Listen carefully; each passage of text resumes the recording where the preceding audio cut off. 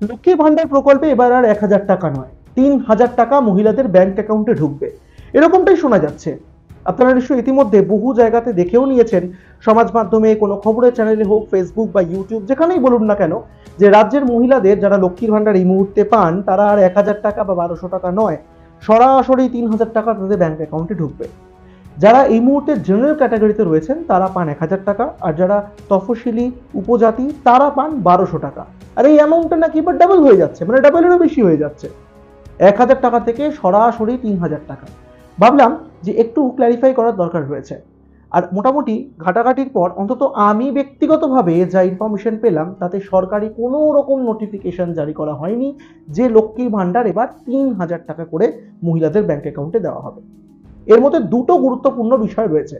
প্রথম পয়েন্টটা হচ্ছে, সদ্য রাজ্যের বিরোধী দলনেতা শুভেন্দু অধিকারী তিনি এক জায়গা থেকে ঘোষণা করেছেন যে রাজ্যে যদি বিজেপি সরকার ক্ষমতায় আসে, মানে তৃণমূল সরকারের প্রতি তো আক্রমণ তারা কন্টিনিউয়াসলি করে যাচ্ছেন, এবং সামনে বিধানসভা নির্বাচন আছে, একদিকে মিউনিসিপ্যাল ইলেকশন গেছে, সেখানে কোনো রকমভাবে তারা ঝান্ডা পুঁততে পারেনি মাঠে, তারপরে এসেছে লোকসভা নির্বাচনেও ঠিক সেই রকম আশানুরূপ ফল তাদের হয়নি, এবার বিধানসভা নির্বাচন রয়েছে।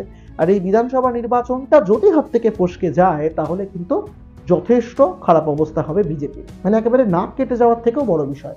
আর আপনারা ইতিমধ্যেই জানেন, এই খবর আপনাদেরকে আমরা আগেও দেখিয়েছি, যে দিল্লি থেকে বারংবার চাপ দেওয়া হচ্ছে রাজ্যের নেতৃত্বদের ওপরে, কেন্দ্রীয় নেতৃত্বের তরফে, যে যেন তেন প্রকারণে সদস্য পদ বাড়াতে হবে, বেশি পরিমাণে আরও এনগেজমেন্ট বাড়াতে হবে, মোট কথা রাজ্যে বিজেপি শাসন আনতে হবে।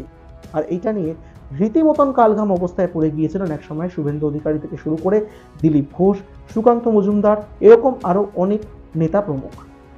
তবে এই কথা অন্য কথা, আমি আসছি লক্ষ্মীর ভান্ডারের কথায়। লক্ষ্মীর ভান্ডারের ক্ষেত্রে 3,000 টাকা করে ঘোষণা করা হয়েছে বিজেপির তরফ থেকে। যদি রাজ্যে ক্ষমতায় বিজেপি আসতে পারে তাহলে 3,000 টাকা করে মহিলাদের ব্যাংক অ্যাকাউন্টে দেওয়া হবে, স্বনির্ভর করার চেষ্টা হবে।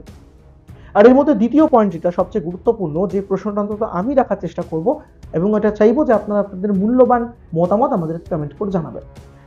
বিজেপি বারংবার তৃণমূল সরকারের উপর আক্রমণ চালিয়েছে যে রাজ্য সরকার নাকি কোনো রকম চাকরি দিতে পারছে না, বিভিন্ন রকম দুর্নীতি, বিভিন্ন রকম সমস্যার মধ্যে সাধারণ মানুষ রয়েছেন, যারা ইয়াং জেনারেশন তাদের কোনো রকম এমপ্লয়মেন্ট নেই, তারা বাইরে চলে যাচ্ছেন, বাইরে গিয়ে টাকা রোজগার করে বাড়িতে পাঠাতে হচ্ছে, এবং তারা নিজেরাও তাদের কাছে যথেষ্ট পরিমাণে সঞ্চয় করতে পারছেন, অন্যান্য বিজেপি শাসিত রাজ্যগুলোতে এত পরিমাণে ইনকাম রয়েছে।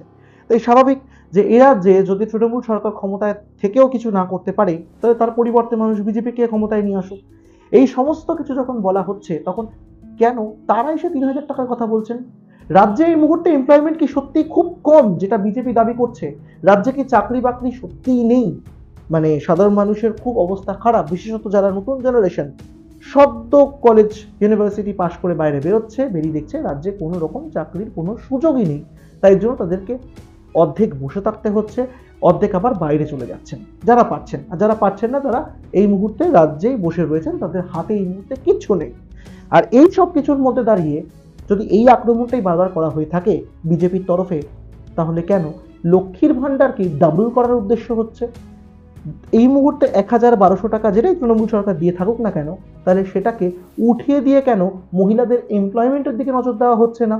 তাহলে যদি ভিক্ষা, অনুদান, দান খয়রাতি এরকম ধরনের যদি মেন্টালিটি আগেও ছিল, দেখা গিয়েছে বিজেপির, তারা যদি এই ধরনের মতামত দিয়ে থাকেন, তাহলে সেই দান খয়রাতি এবং তার সঙ্গে ভিক্ষা, অনুদান এগুলোকে আরো বাড়িয়ে দিতে চাইছে কেন? সাধারণ মানুষের সামনে কি ছবি রাখা হচ্ছে বিজেপির তরফে, যে আমরা এলে ভিক্ষা বা অনুদান তারা যেটা বলেছিলেন সেটা বাড়িয়ে দেব?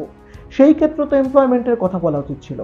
রাজ্যের বহু প্রান্তিক এলাকা রয়েছে, মফস্বল নয়, গ্রামের থেকেও যেসব প্রান্তিক জায়গা যেখানে মহিলাদের কোনো রকম আর্থিক সুরক্ষা তো নেই, যাদের কাছে 1,000 বা 1,200 টাকাই হোক সেটা অনেক টাকার সমান, সেটাকে বাড়িয়ে দেওয়ার চিন্তা ভাবনা করছেন তো ভালো কথা।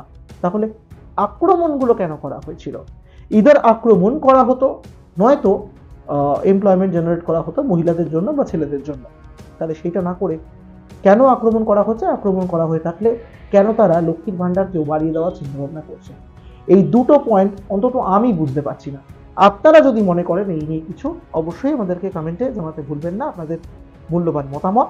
এই ভিডিও ভালো লেগে থাকলে লাইক করবেন এবং শেয়ার করবেন, আর সাবস্ক্রাইব করতে ভুলবেন না আমাদের ইউটিউব চ্যানেল এক ঝলকে মিডিয়া।